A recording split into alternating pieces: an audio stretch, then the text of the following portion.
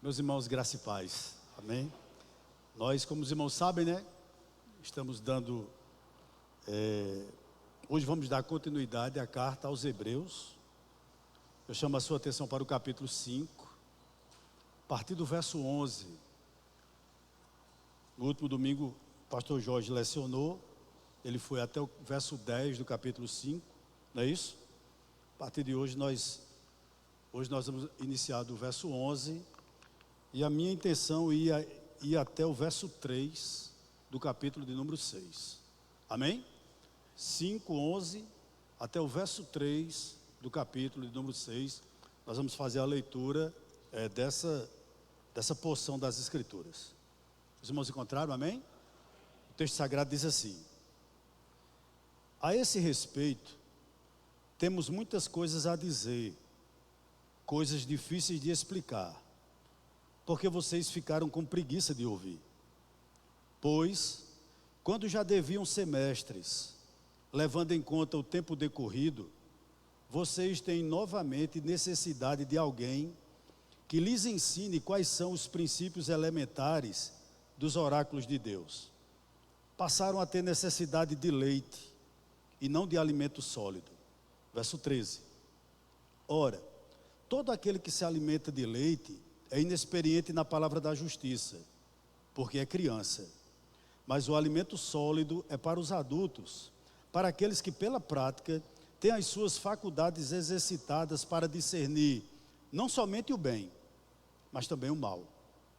Verso 1, capítulo 6. Por isso, deixando os princípios elementares da doutrina de Cristo, avancemos para o que é perfeito, não lançando de novo a base do arrependimento de obras mortas e da fé em Deus, o ensino de batismo e da imposição de mãos, da ressurreição dos mortos e do juízo eterno.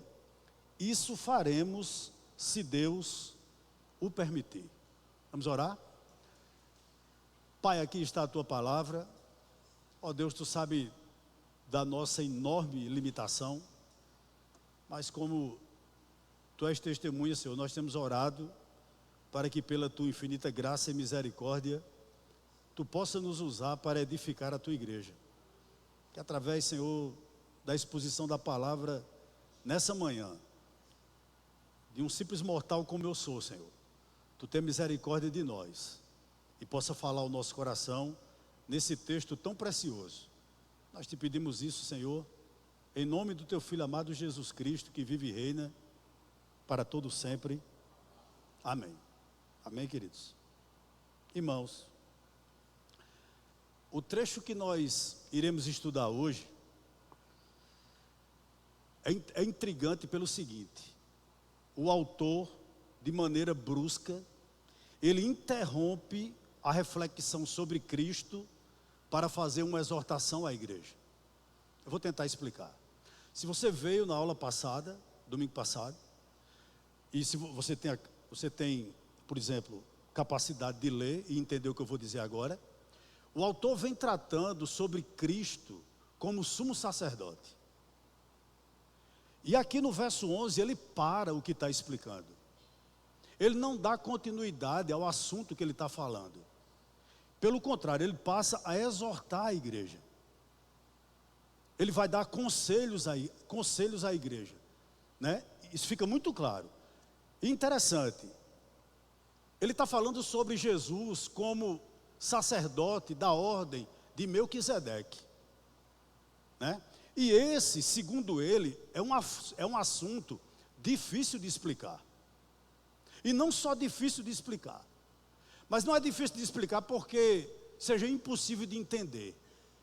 Mas ele vai nos dizer que a causa é a seguinte: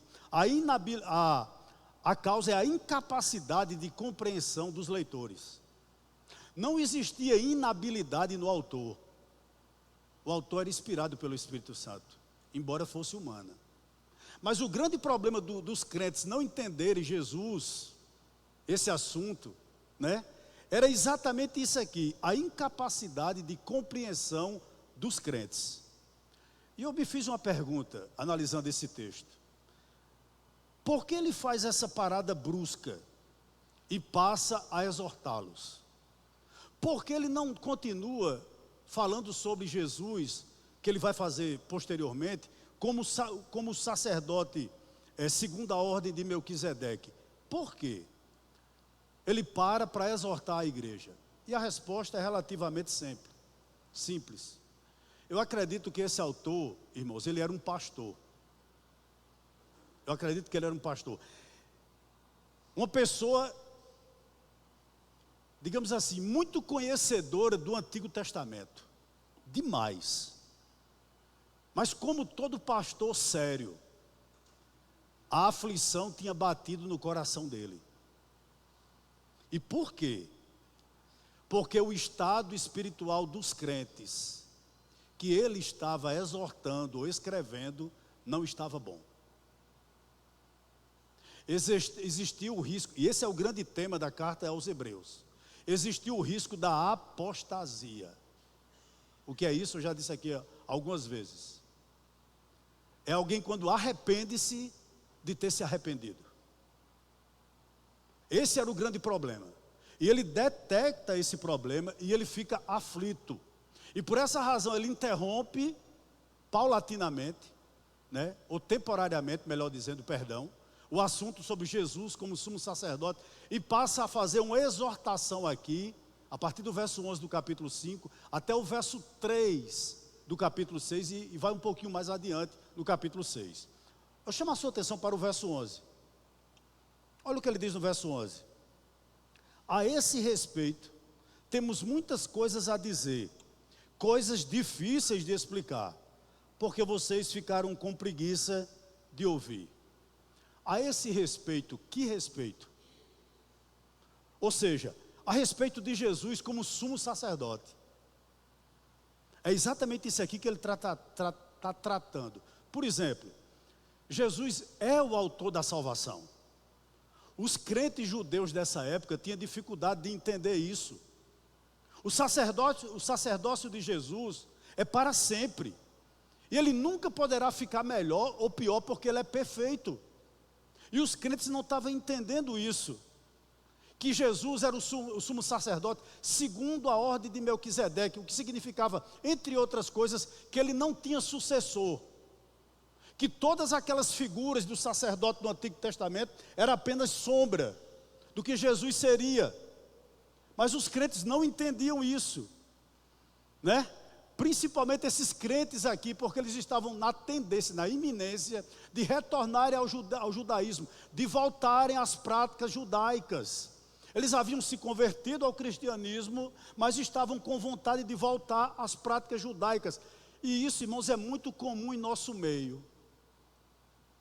Pessoas que se convertem ao cristianismo, mas com pouco tempo voltam ao catolicismo, voltam a ser mormon, voltam a ser testemunho de Jeová.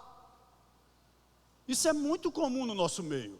Vão para o neopentecostalismo.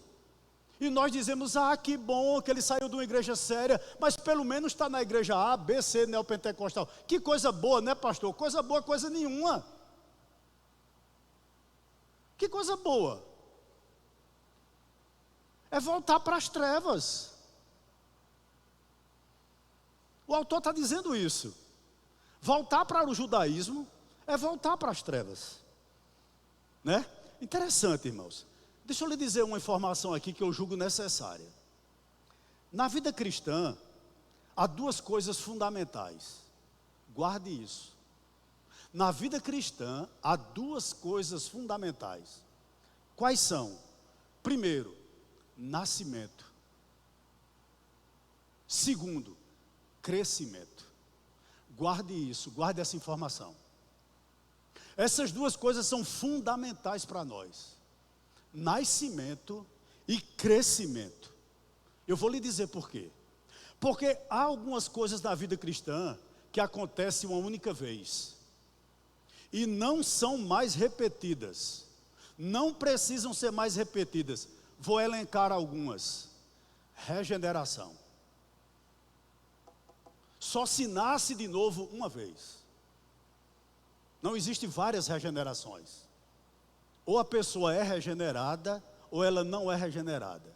Segundo, justificação. É Deus quem nos justifica e passa a nos considerar justos com base na justiça de Cristo. Esses atos são únicos, eles não são repetitivos. Terceiro, adoção. O que significa isso? Deus nos adota em sua família, de uma vez para sempre, você é filho. Isso não acontece domingo, segunda, terça, quarta, quinta, não. Isso acontece apenas uma vez na nossa vida. Porém, existem outras coisas que não acontecem uma vez somente no nosso relacionamento com Deus, mas constitui um processo constante. Vou lhe dizer quais são essas coisas. Por exemplo, santificação. Ô irmãos, Deus não vai lhe santificar se você não quiser. Senão não existia 66 livros, dizendo, por exemplo, lá em Colossenses, abstenham-se da impureza. Deus não vai fazer isso por você, você tem que fazer isso. Isso faz parte daquilo que eu disse logo agora há pouco, de uma das fases da vida. Isso faz parte do nosso crescimento. Segundo, plenitude do Espírito. Encher-se do Espírito depende também de você. Leitura da palavra, oração, os meios de graça, participar do batismo, participar da Santa Ceia. São meios que Deus usa para nos encher do Espírito Santo. Isso faz parte do nosso crescimento. E outra coisa fundamental que a gente vai falar muito hoje: maturidade. Maturidade. É Deus quem nos faz nascer de novo, é verdade. Mas interessante, irmãos, que nesse processo de crescimento, cabe a nós desenvolvê-lo. Cabe a nós desenvolvê-lo. Deixa eu lhe dar um exemplo aqui. Há cerca de 2 meses atrás, eu encontrei com um amigo que há muito tempo eu não o via. E ao lado dele estava a filha dele, uma moça com 1,85 m mais ou menos. E ela tem uma deficiência, linda moça, mas ela se comporta como uma criança. E eu fiquei pensando o seguinte: que experiência triste daquele pai, olhando para a filha com um corpo de adulta, mas com a idade mental, com a idade intelectual, com a idade emocional de uma criança. É triste para um pai, irmãos, presenciar esse tipo de coisa.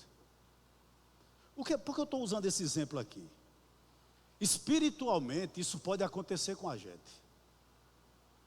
A gente nasceu de novo e a gente não consegue crescer. E não é isso que Deus quer para nós, que nós fiquemos estagnados. Porque se a gente não cresce, irmãos, como é que a gente vai ensinar a outros? Se a gente não cresce, como é que nós seremos bênção para os outros? Se a gente não quer crescer. E interessante que essas pessoas que não conseguem desenvolver a vida cristã, na realidade, em vez de ser bênção na vida dos outros, é problema. É problema. Porque não desenvolve. Porque não existe crescimento. 3 coisas eu vou elencar aqui no verso 1. Quando ele diz o seguinte: a esse respeito temos muitas coisas a dizer. Ô irmãos, o que significa muitas coisas a dizerem? Significa o seguinte: há muitas coisas para que a gente saiba acerca da pessoa de Cristo. E o assunto Cristo é inesgotável. É inesgotável. É um desafio para qualquer pregador, para qualquer professor, para qualquer mestre, para qualquer pastor, para qualquer ovelha, irmãos. Falar tudo sobre Cristo, ele não vai conseguir. Interessante. É um assunto que não tem como se esgotar. Jesus, o Filho de Deus. Pastor, de quantas toneladas de livro veio para Felipe? 40 toneladas. Para o ano, se você descartar as que vieram hoje e pedir 40 toneladas de livros inéditos, eu acho que tem condição de a consciência afelir que receber. 40 toneladas. Qual o assunto ali? Cristo. Inesgotável. É isso que ele está dizendo aqui, muitas coisas a dizer. E interessante, olha o que ele continua no verso dizendo, no verso 11, a esse respeito, temos muitas coisas a dizer, acerca de Cristo, né? Coisas difíceis de explicar. Isso me chamou muito a atenção. Irmãos, o assunto é profundo.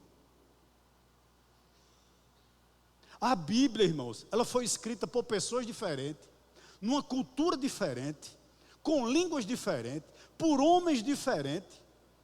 Olha o desafio que nós temos para apresentar Cristo a outras pessoas.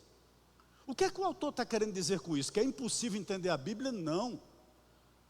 Mas ele deixa claro aqui que ou há esforço da nossa parte de crescer, de conhecer e de desenvolver, ou irmãos, nós não iremos produzir nada. Não precisa me responder. Mas se um leigo chegasse para você hoje e dissesse, o que é regeneração? Você tinha condições de explicar para ele? Se um leigo chegasse para você hoje e dissesse, quando Jesus disse para Nicodemos, importa-vos nascer de novo, Nicodemos, o que era que Jesus estava querendo dizer? Você tinha condição de dizer a essa pessoa o que Jesus estava querendo dizer a Nicodemos? Sim ou não?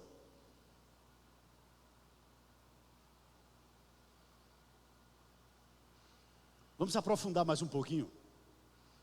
Eu saí lá da minha casa agora, né? Para vir para aqui. A rua estava infestada de testemunha de Jeová. Completamente tomada de TJ. Um TJ pode sentar ao seu lado e você tem a capacidade de explicar a ele que Jesus Cristo é plenamente homem e plenamente Deus, que a Trindade existe, sim ou não? Pense aí.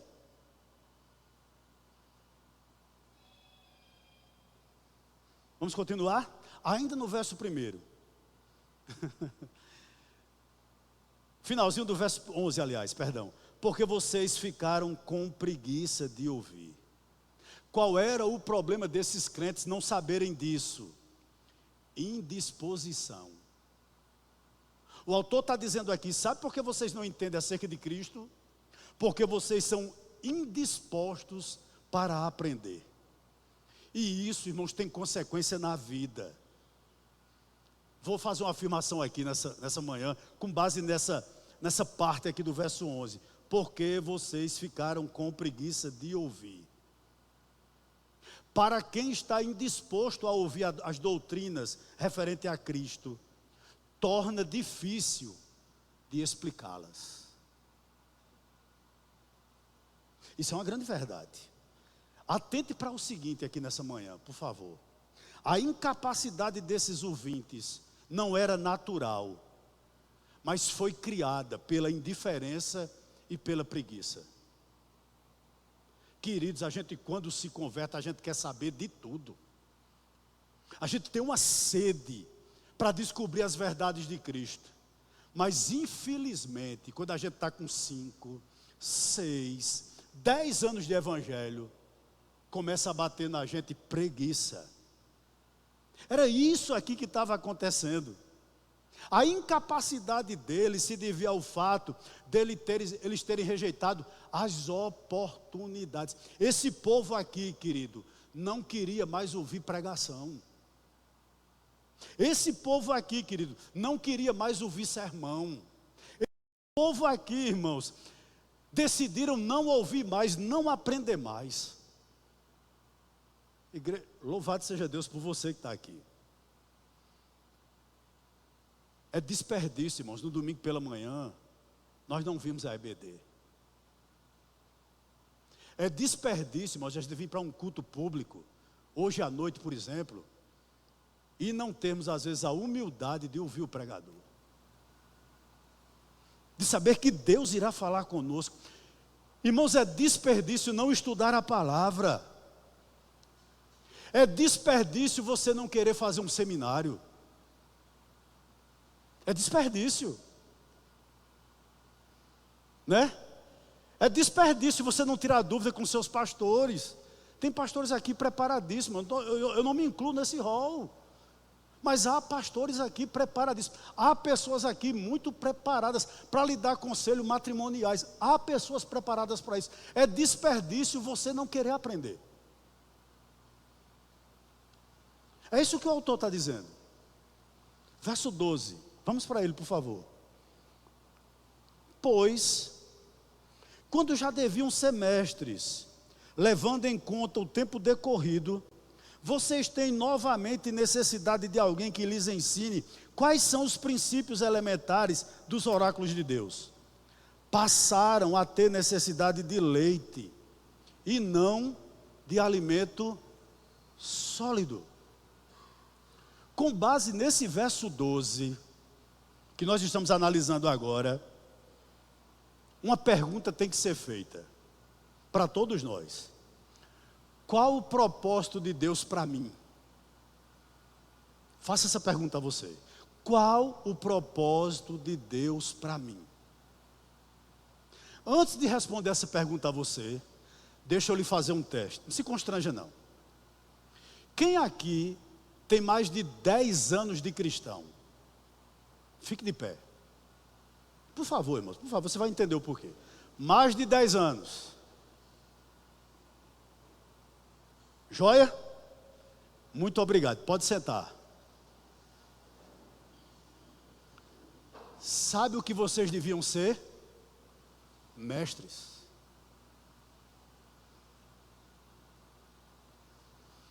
Esses crentes aqui, o que tinha menos de conversão, menos tempo, tinha 10 anos. O autor está dizendo isso aqui. O propósito de Deus para a vida de vocês que se levantaram, era que vocês já eram para ser mestres. Vocês já eram para estar ensinando outros. Veja bem. O que está ocorrendo aqui, irmãos? É muito possível que os crentes hebreus tivessem começado bem,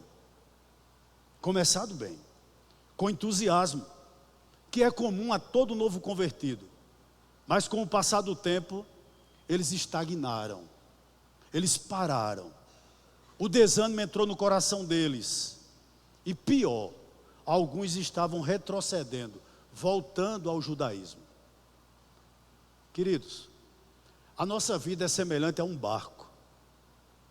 Um barco, ele pode vencer a correnteza de um rio, mas se ele parar, a correnteza o empurra para trás, para a direção contrária.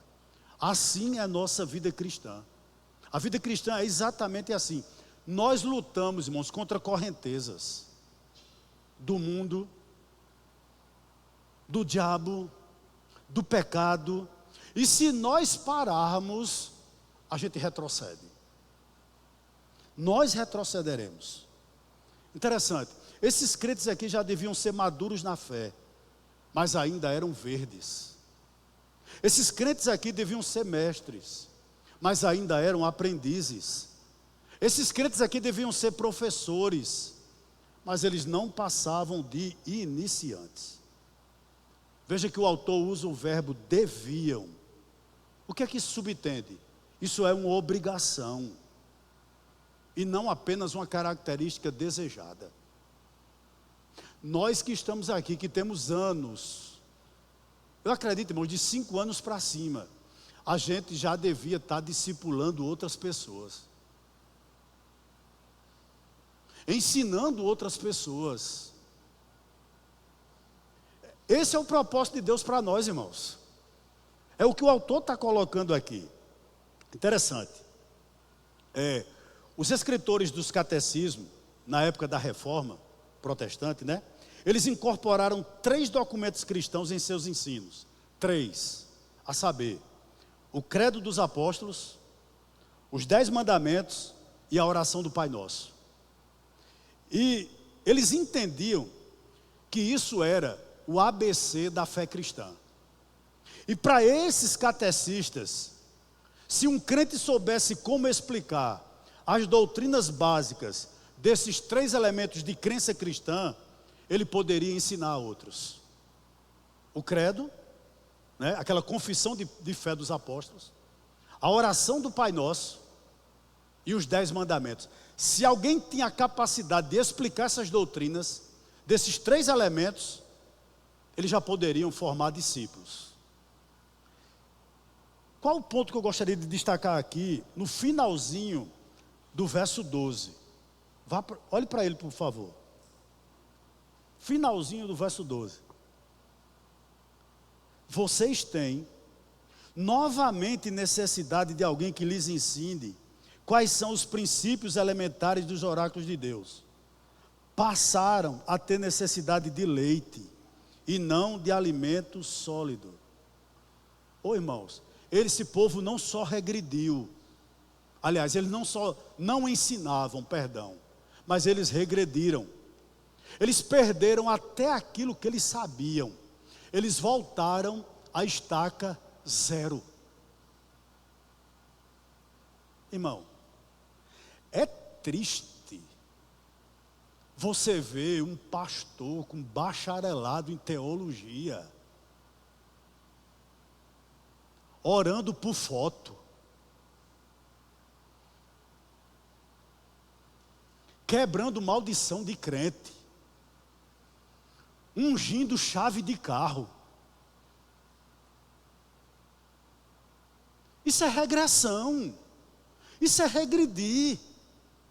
E o autor está dizendo que essas pessoas que agem assim, a dieta deles é para beber. Eles pararam no tempo. Pior, regrediram em alguns casos, retrocederam, regrediram, esqueceram tudo que aprenderam. E ele está dizendo aqui no finalzinho do verso 12, que se você quer crescer, você precisa de alimento sólido. Em outras palavras, nós precisamos evoluir da fase de leite, que é essencial, é verdade, na nossa caminhada, para a fase do alimento sólido, meu irmão. Queridos, você não é mais bebê. Todo vento de doutrina, você não pode dizer, pelo amor de Deus, que Deus falou com você, quando o expositor não lhe explicou o que o texto queria dizer. Pelo amor de Deus, irmãos. Se nós não conseguimos diferenciar uma pregação, por exemplo, de Augusto Nicodemos, e a gente vai para outro camarada, que eu não vou citar o nome, e diz, Deus fala com esse aqui, da maneira como Deus fala, de um herege, há alguma coisa errada com o nosso crescimento. Há alguma coisa errada com o nosso crescimento. E muito. Se tudo que você escuta, você diz que é Deus, quando o pregador está distorcendo o que a Bíblia diz, irmãos, nós temos que ter cuidado. Daqui a pouco, um profeta, entre aspas, chega para você casado, por exemplo, que eu já vi isso, e diz, Deus está preparando a sua. E o cara fica a ponto de deixar a mulher, porque fulano de tal diz que Deus está preparando a sua. Por que essas coisas acontecem no nosso meio? Por quê? Porque ainda muita gente está na fase de tomar leite. Ficou preso lá. Comida sólida nem quer ver. Aí tudo que recebe é de Deus. É de Deus, é de Deus, é de Deus, é de Deus. Cuidado, meu irmão. Isso pode levar você à apostasia.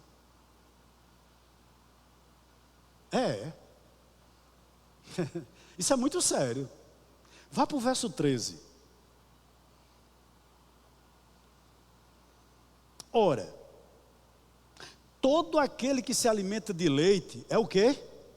É inexperiente na palavra da justiça. Por quê? Porque é criança.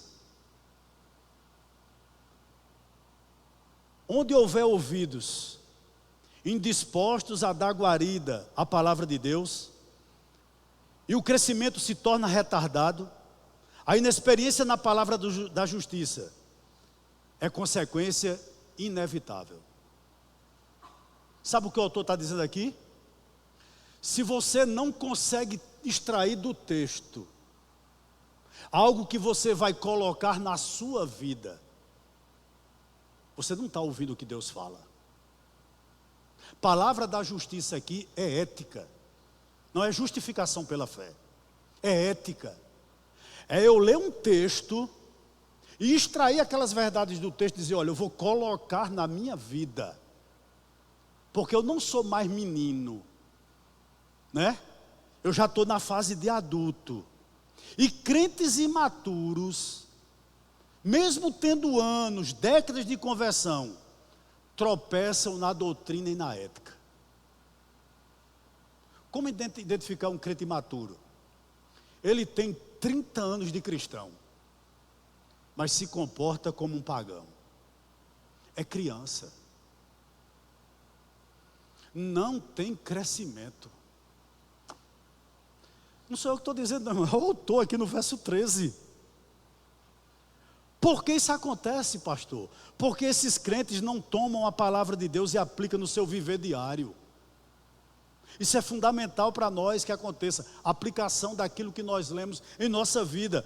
Toma decisões erradas, contrárias à palavra de Deus. Interessante, essas pessoas prejudicam a si mesmos e prejudicam os outros. É um problema dentro da igreja. É um problema dentro da igreja. Por que isso acontece, pastor? E qual a consequência disso?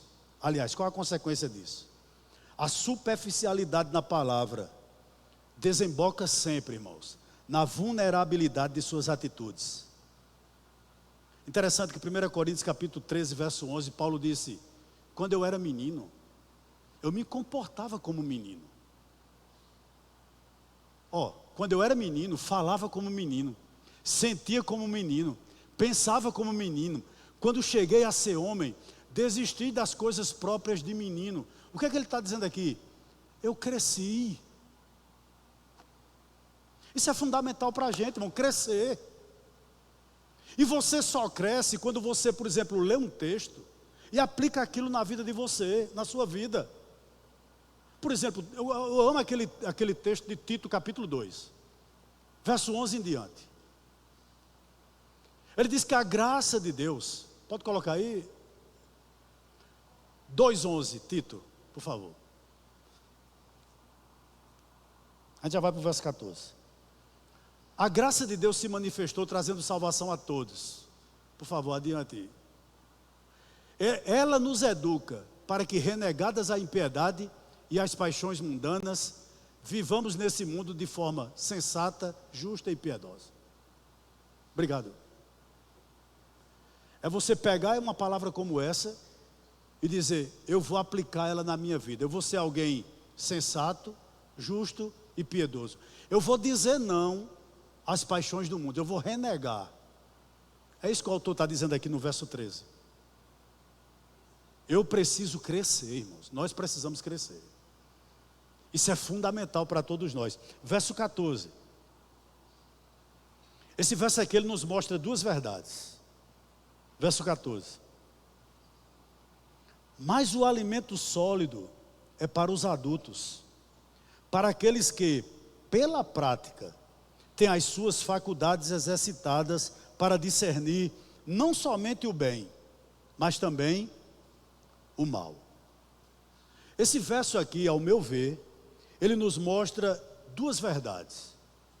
Primeira, maturidade é resultado não apenas de conhecimento, mas sobretudo de prática. É isso que esse verso está nos dizendo.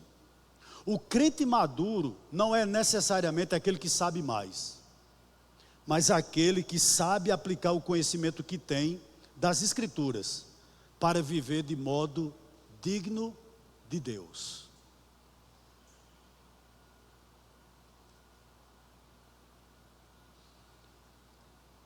Há pessoas, irmãos, que sabem muito, mas vivem pouco. Como é que você adquire maturidade? Pelo hábito. praticando. É isso que ele está dizendo aqui no verso de número 14. É isso que ele está nos dizendo aqui. Porque conhecimento sem a prática não produz de maneira alguma maturidade espiritual.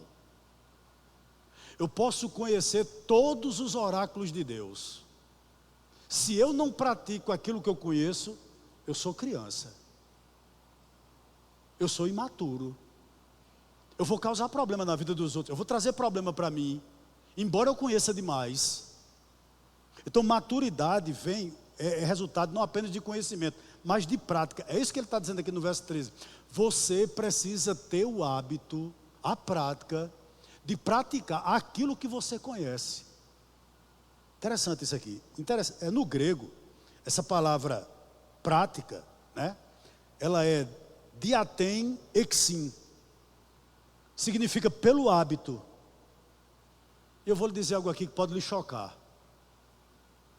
Você não adquire isso em evento. Evento, 2 pontos. Muitas vezes é vento.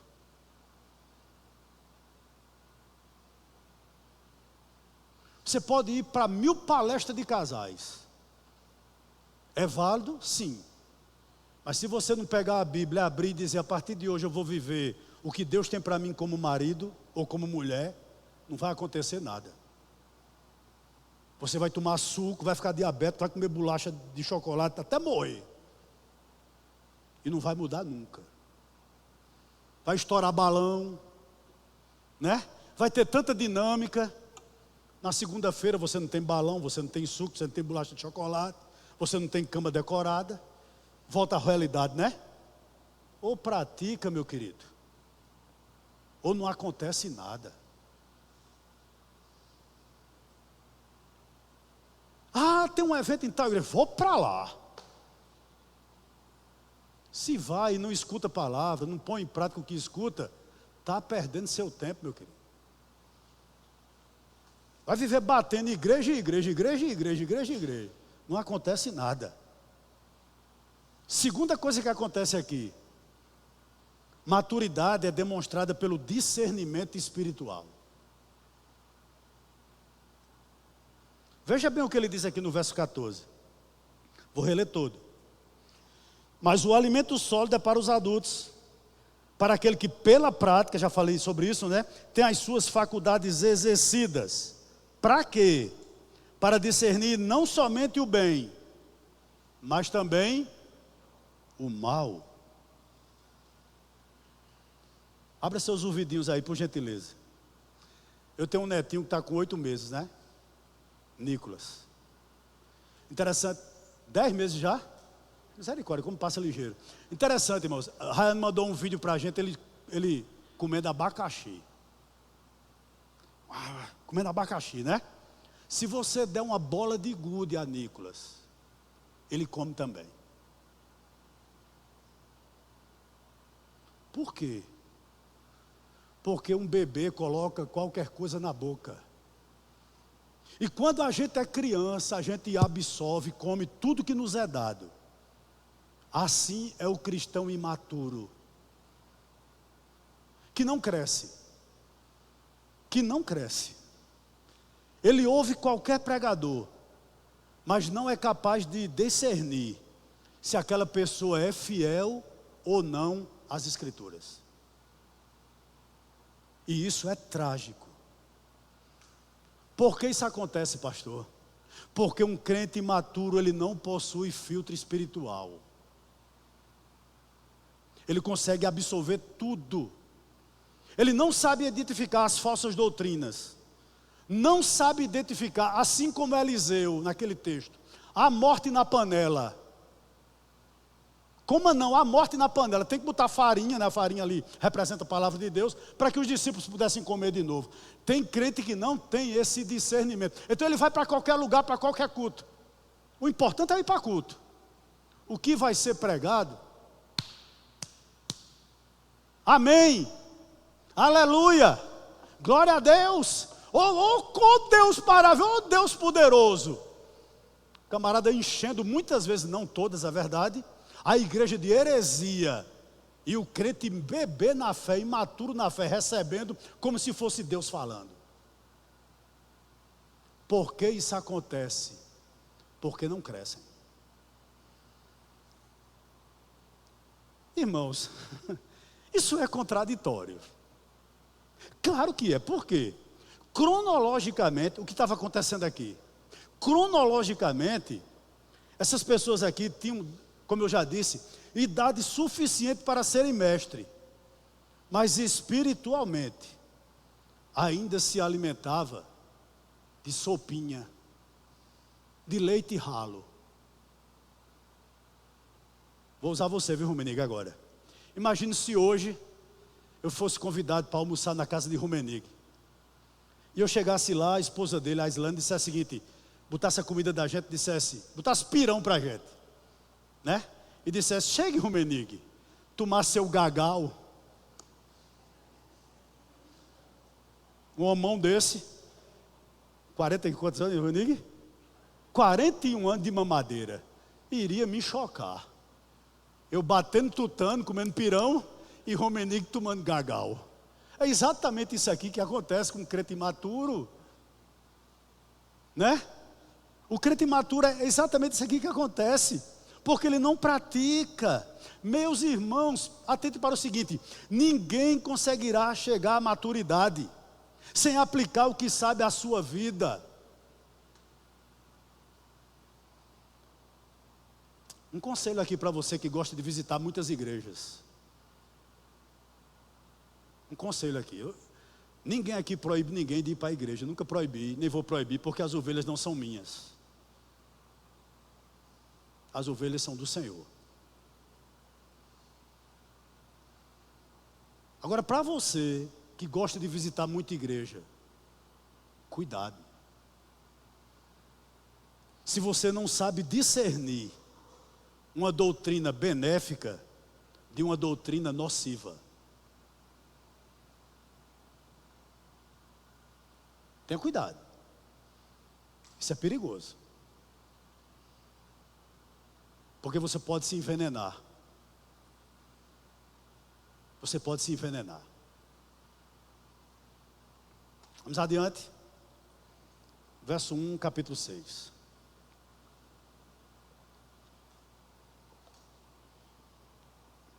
Por isso, deixando os princípios elementares da doutrina de Cristo, avancemos para o que é perfeito. Vamos parar um pouquinho aqui. Os irmãos sabem essa informação que eu vou lhe dar.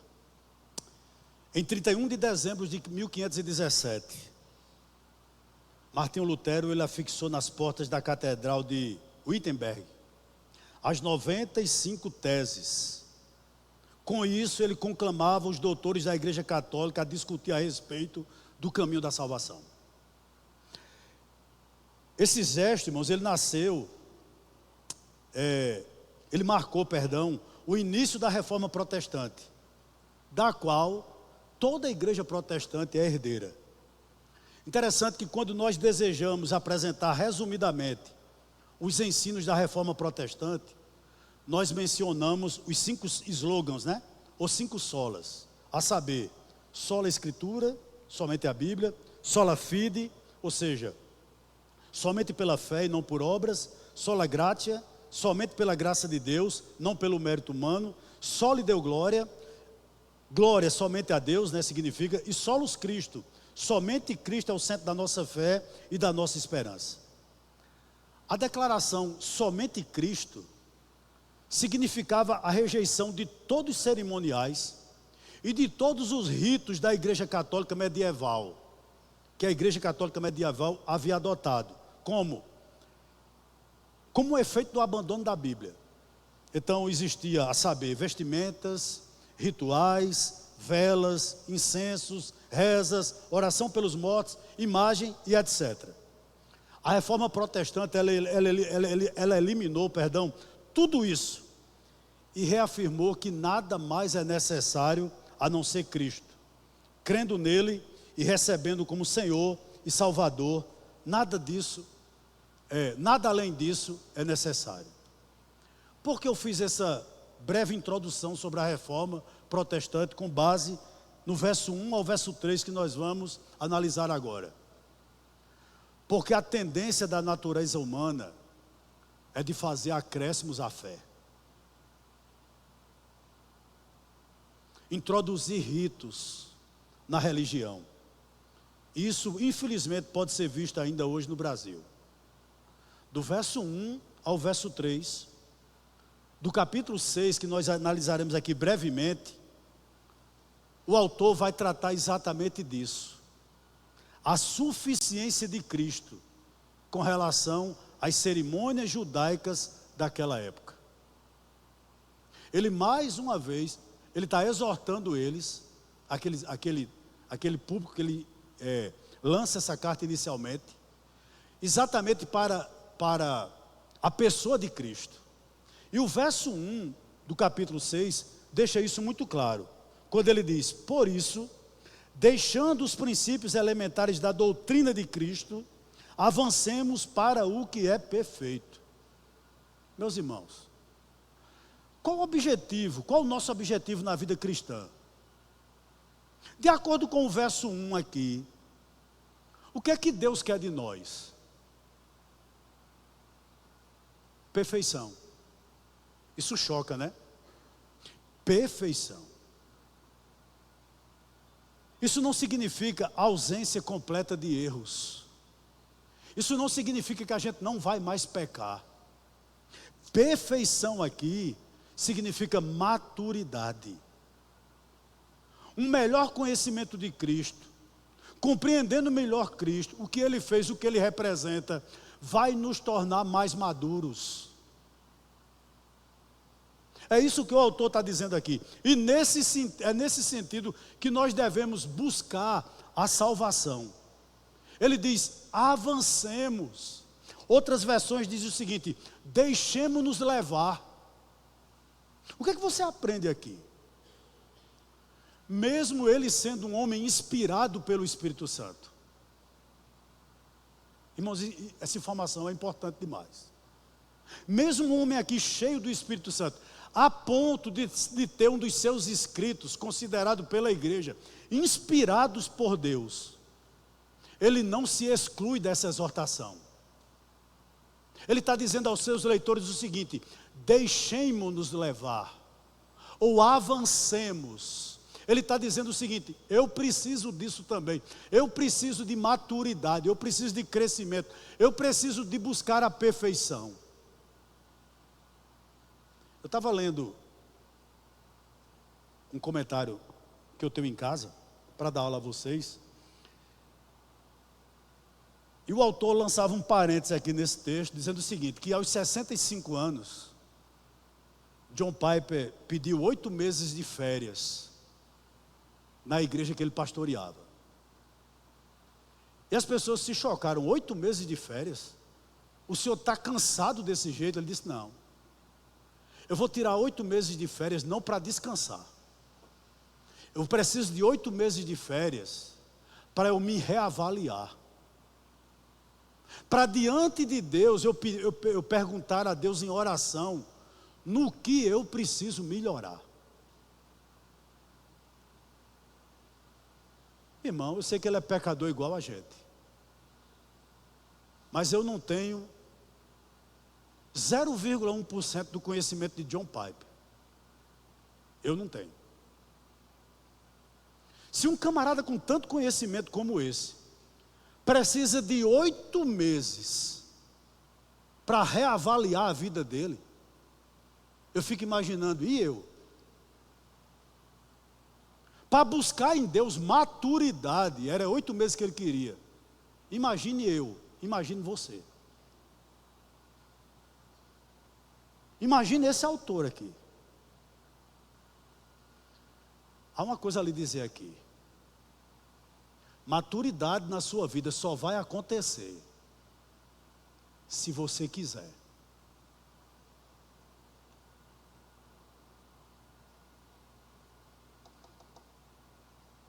Não pense que o Espírito Santo vai chegar e dizer: olha a Bíblia aqui, ó. Leia.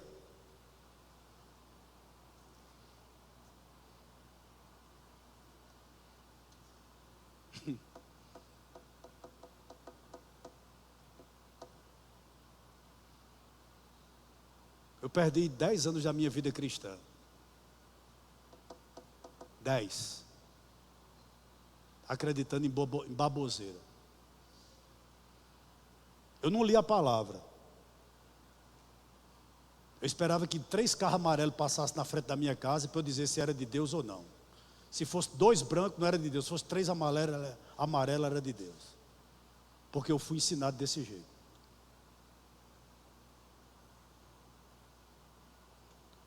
O que é necessário para que a gente alcance a perfeição? Vou lhe lembrar que esses leitores aqui, eles eram judeus. Eles consideravam o Antigo Testamento como os oráculos de Deus. O autor concorda com eles com isso. Contudo, irmãos, isso era apenas o alicerce. Eles precisavam agora edificar o edifício, levantar as paredes, cobrir a construção, fazer o acabamento. O que é que ele está querendo dizer aqui? E eu também. Você precisa crescer, meu filho. Ele está dizendo a seus leitores o seguinte: o Antigo Testamento, amém, apontava para Cristo, beleza, mas Cristo agora chegou, ei, o crescimento agora quem vai dar é Cristo. Todas aquelas sombras ficaram no passado. Vocês agora têm que edificar a casa de vocês, a vida de vocês, na pessoa bendita do Senhor Jesus Cristo. E interessante, né? Que a partir do verso 1 do capítulo 6, ele vai falar sobre pelo menos 6 princípios elementares que não deveriam ser mais considerados. Vamos para ele? Verso 1 ainda. Não lançando de novo a base em quê? Do arrependimento de obras mortas. Meus irmãos, arrependimento é necessário tanto no Antigo quanto no Novo Testamento. Mas interessante aqui, esse povo queria ir para o céu. Queria ir para o céu, recusando Cristo. É impossível.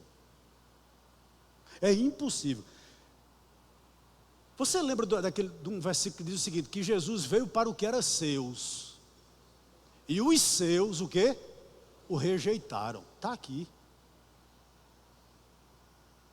Eles queriam voltar às velhas práticas, e achavam que deveriam, eu me arrependo. Você tem que se arrepender, é verdade. Mas nesse caso aqui, eles tinham que se arrepender principalmente de não reconhecer em Cristo o Salvador da vida deles. Então vamos parar aqui um pouquinho. Eu sou sincero, irmãos. Há muita gente boa nos testemunhos de Jeová.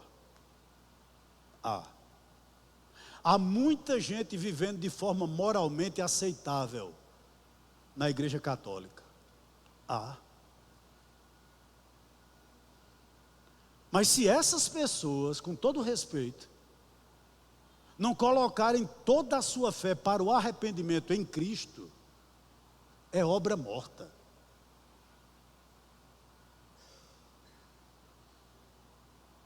É isso que o autor está dizendo. A parte de Cristo, ele está dizendo: vocês não serão salvos. Não voltem para o judaísmo. Isso é retrocesso. Continua, né? Fé em Deus. Eles diziam ter fé em Deus, e era verdade.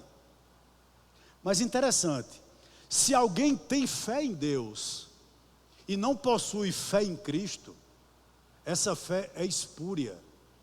Essa fé, irmãos, ela é imperfeita. Essa fé, ela é incompleta. Eu já disse aqui várias vezes, né? Mas vou repetir para quem não está aqui. Oro por ela todo dia, Deus sabe. Amo ela demais. A amo demais. Minha sogra. Uma pessoa justa, uma pessoa honesta, uma pessoa da casa dela, 84 anos. Você chega lá e: Dona Chiquita, Jesus é o Salvador. É, meu filho, Jesus é o Salvador. Aí você entra no quarto dela. Está lá um oratório enorme. Enorme. Com velas acesas para diversos santos, para diversas, inclusive para a padroeira lá da cidade onde ela mora. Mas ela diz a todo mundo que tem fé em Cristo. Mas se é Cristo e mais alguma coisa, é legalismo. Se é Cristo e Maria, se é Cristo e sábado, se é Cristo e boas obras, ei, a fé tem que ser apenas em Cristo, porque Ele não dá a sua glória a ninguém. É isso que o autor está dizendo aqui. Né? Ele está dizendo, esses oráculos passaram. Cristo é o cumprimento disso aqui tudo. Vamos adiante? Ensino de batismo. Interessante que batismo aqui não é o ato propriamente de batizar. Batismo aqui significa lavagem. Lavar em água. Os judeus eram ávidos por isso. Por exemplo, uma mulher nos seus dias menstruais, se ela sentasse em uma cadeira, aquela cadeira ou era jogada no mato ou tinha que ser lavada. Muito bem lavada. Existiam esses rituais, né, de batismo, né, de lavagem. Lavava-se objetos, lavava-se pessoas, aspergia sobre objetos. Isso era muito comum. Então vem Cristo, e com o batismo em nome do Pai, do Filho e do Espírito Santo, ele simboliza definitivamente a purificação que Deus realizou na vida do convertido. Eu e você, né? Eu e você, quando nós publicamente descemos as águas e levantamos ali, nós estamos dizendo de forma simbólica que todos os nossos pecados foram perdoados pelo sangue do Cordeiro. Nós fomos lavados pelo sangue de Cristo. Então eu não preciso mais estar aspergindo aquilo, ungindo aquilo, né? Tem pessoas que acreditam, ninguém me pediu aqui, tá certo? Apenas um exemplo. Pastor, vamos ungir meu carro. Né? Já viu isso? Aí pega um óleo, era bom que queimasse até o motor. Aí derrama todo aquele azeite. Aí o camarada não dirige nada, dirige pior do que uma pessoa que eu conheço ali. E não quer bater. Né? Oh, meu irmão, como a gente muitas vezes somos meninos. Meninos. Deixa eu lhe contar uma minha. Eu me converti, olha a doideira. Primeiro ano de conversão. Aí a igreja que eu frequentava, assim, cada um quisesse ter mais fé do que o outro, sabe? Aí eu botei uma chave no meu quarto. Era no meu dia, mais ou menos, meia-noite. Aí eu disse, Senhor, se eu tenho fé mesmo, faça com que essa chave caia. E eu fiquei de meia-noite a 4 horas da manhã, clamando para que a chave caísse. Sabe? Aí pela infinita misericórdia de Deus, graça de Deus, não caiu. O Espírito Santo disse, ele é mais educado do que eu, né? O asno, por que tu não vai lá e tira?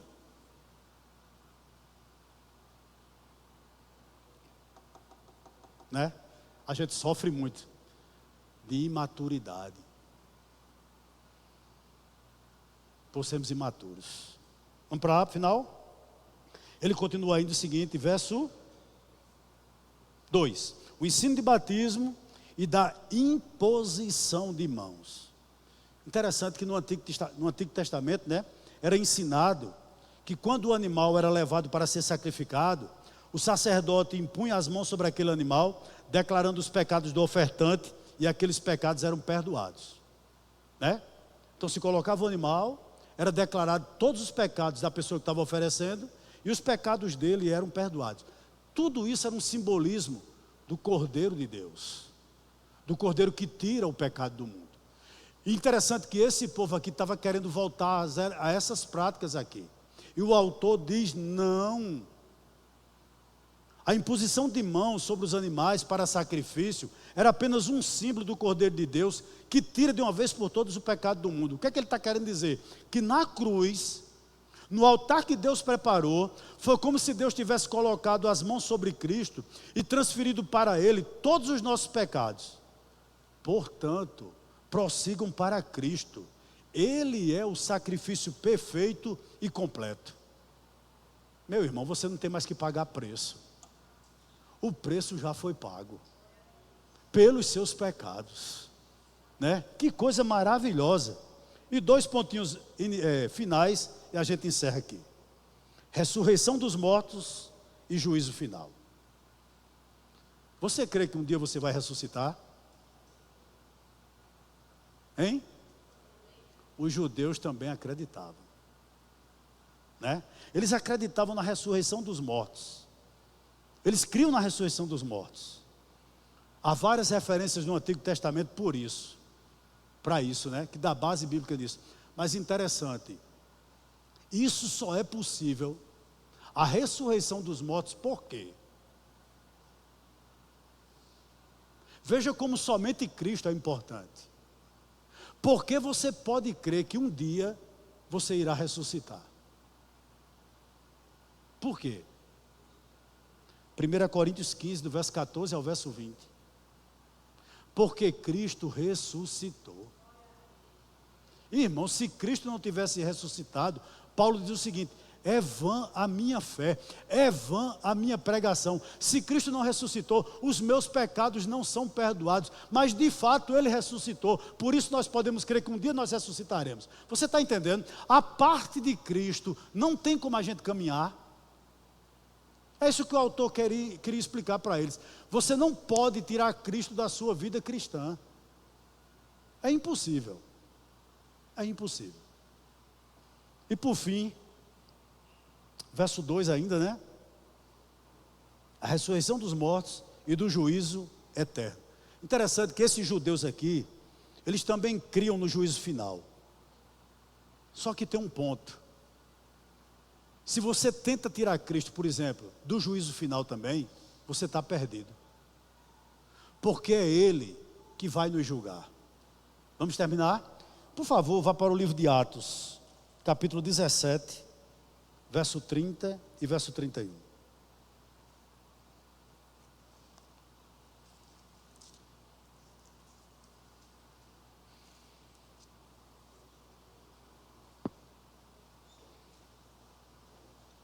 Atos 17, irmãos, verso 30 e verso 31. Diz assim: Deus não levou em conta os tempos da ignorância, mas agora Ele ordena a todas as pessoas em todos os lugares que se arrependam. Porque Deus estabeleceu um dia em que julgará o mundo com justiça.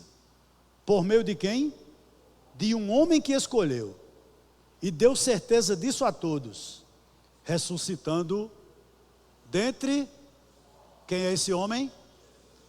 Cristo, somente Cristo. Nós cremos na ressurreição por quê? Porque Cristo ressuscitou. Haverá um juízo eterno? Sim. Sabe? Nós podemos crer que nós vamos para o céu? Sim. Porque aquele que ressuscitou, morreu por nós e pagou o nosso pecado. Isso nos dá o quê? Tranquilidade. E eu termino no verso 3 do capítulo 6. Isso faremos. Leia aí, irmãos. Isso faremos. Isso faremos o quê?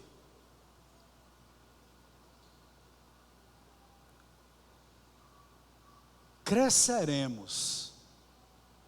Teremos maturidade. Se Deus, o quê? Acho que eu vou botar para tu, Janeiro, pregar domingo. A partir do verso 4.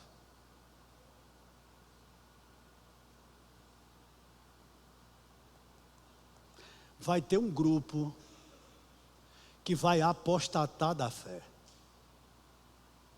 Vai se arrepender de ter se arrependido. E esses jamais voltarão.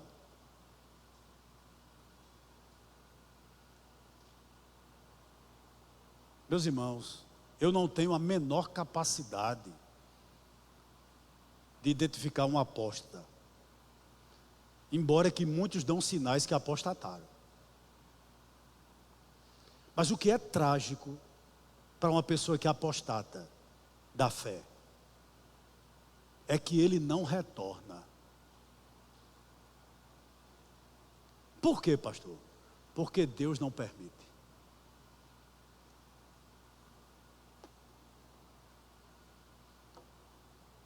Veja o perigo de nós estarmos brincando de ser crente.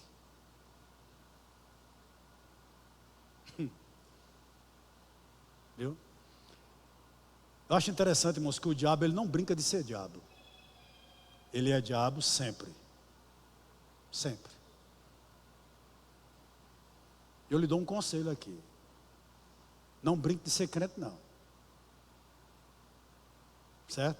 Busque aperfeiçoamento, busque crescer, busque maturidade. Isso é essencial. Quando você vir para uma escola bíblica, por exemplo, deixa eu lhe dar um conselho. Marque sua Bíblia.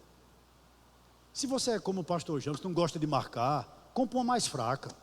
A mais fraca você marca, escreve, sublinha, dúvida, procura uma pessoa para tirar dúvida, faça sua devocional. Quando tiver dúvida de alguma coisa, procura uma pessoa que possa lhe esclarecer. Mas cresça. Cresça. É vital para você. Vital para você. Para a sua vida, para a sua caminhada cristã. Se não, irmão, a gente vai estagnar. E quando a gente fica estagnado, eita Jesus, como é difícil pegar. Né? Você conhece alguém aí que estagnou?